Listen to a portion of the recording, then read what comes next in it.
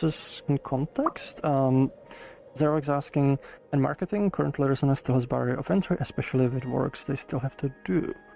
So, it's like one thing that like we kind of keep running into is like, there's like this kind of philosophy is like until everything's kind of perfect, everything's perfectly polished, let's not do any marketing. But generally, I feel that's kind of like bad mindset because you need to grow, you need to get more support, and in order to polish things and make them better, you need support. And to get support, you need to do marketing. So it's kind of this weird like catch-22 situation where if you want things to be like polished and perfect, you need lots of time, and for that you need lots you need money and and support to be able to get there. But if you don't do marketing, then you don't get there.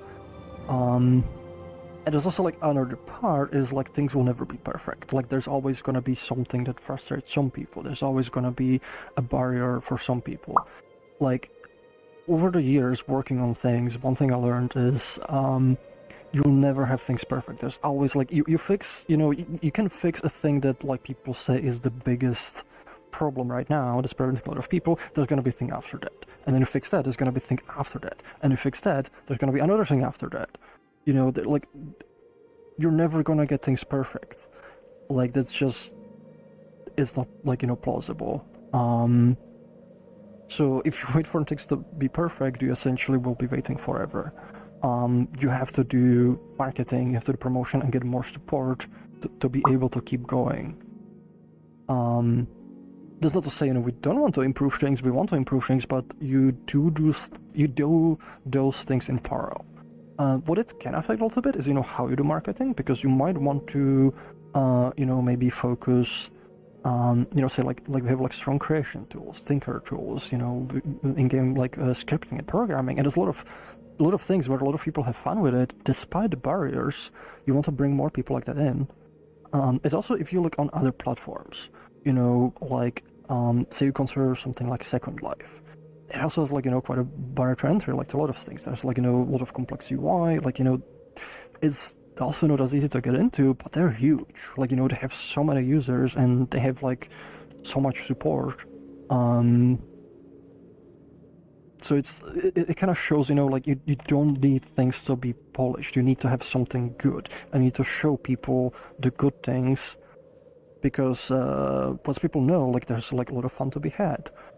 People become a lot more kind of forgiving for like the issues. People have more motivation to get over those.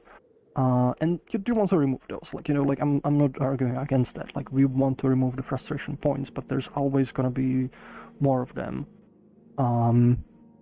But also like you need to get out of that like catch-22 like problem where like it's kind of like chicken and egg problem.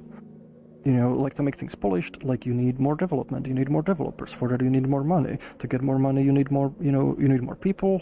Like playing the platform and supporting the platform, but for that you need marketing. You need to like get out there and grow the community. So it's a thing that kind of happens together. Like you don't want to be like you don't want to be like waiting for the next thing, because then you end up waiting forever, and that's kind of like I feel like a slump like we run into for a good while, because long back like with the previous project, but there's also like with Froox engine, there were so many more issues, like way more issues than right now. We don't have like a good IK like at all. Like I know there's like issues with the current IK, but like the one that was available like was abysmal. Like nobody wanted to use it. There were lots of performance issues. Like it would like the garbage collector in Unity was even worse, and it would like you would literally just freeze every minute for a little bit.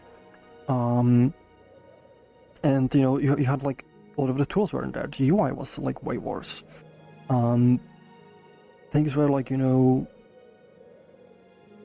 lot like you had no dynamic bones, for example, But we showcased like the fun stuff. We showcased in-game editing. We showcased the scripting, and that brought in people. That brought in the community, and people enjoyed the platform despite stuff that was missing and stuff that was far from perfect. And I think that's I think that's something people forget about. And then we kind of stopped doing the marketing because we're like, well, there's so many. Because as the community kind of got like a little bit like bigger, there were like people like, well, there's like this thing. And we're like, well, we're just gonna fix those, and then we're gonna do more marketing. But then more people brought in, and it's like, and they're like, oh, this issue. So we're gonna wait a little bit more, until fix those, and then realized we're just waiting like year after year, because there's always something. And then we kind of forgot, like when things were way worse, and we did promote the platform and showcase people the fun stuff, it worked. It brought in people. And last year, was it last year? I think it was like last year. Like we actually ran a test like with some YouTubers, where we invested like a relatively small amount of money, to get some sponsored videos. And and just kind of see like what happens.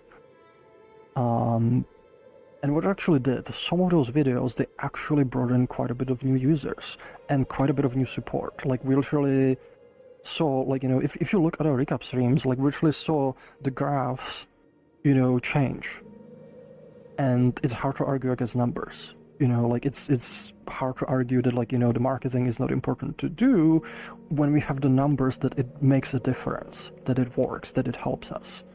So I think it's a thing we want to do more marketing, and we kind of do it in parallel, with improving things. It's things you do at the same time, because the way I like to look at it is it's almost like every time you do marketing, every time you showcase the platform, every time you share something cool, it's like you cast a net. Like it's almost like, imagine like you're catching, like the new users are fish, and you're casting a net, and all the like issues, they're like holes in your net. And so like when you catch fish, you're gonna lose a bunch of fish. Like there's gonna be people like who will have like one issue or another, but you're still gonna catch some. Gonna be like people who are be like, this is interesting, and they'll find the platform fun, and they start playing it and start supporting it. So you don't stop casting the net just because there's some holes in it, because you don't get all the fish. Because if you just stop and you wait for the net, to be perfectly fixed, you will go hungry, because you're not catching any fish. And catching some fish is still better than doing none.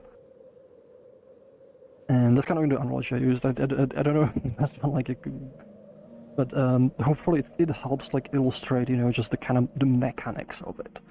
And also over time, as you keep you keep casting the net, you keep trying to get more users, you keep fixing the net, you keep plugging the holes. So the next time you cast it, you get more. And next time you cast it, you get even more. But the important thing is you don't stop, you don't stop casting the net. So I hope this kind of helps. It helps understanding the mindset a bit, and also the experiences we've gathered over the years.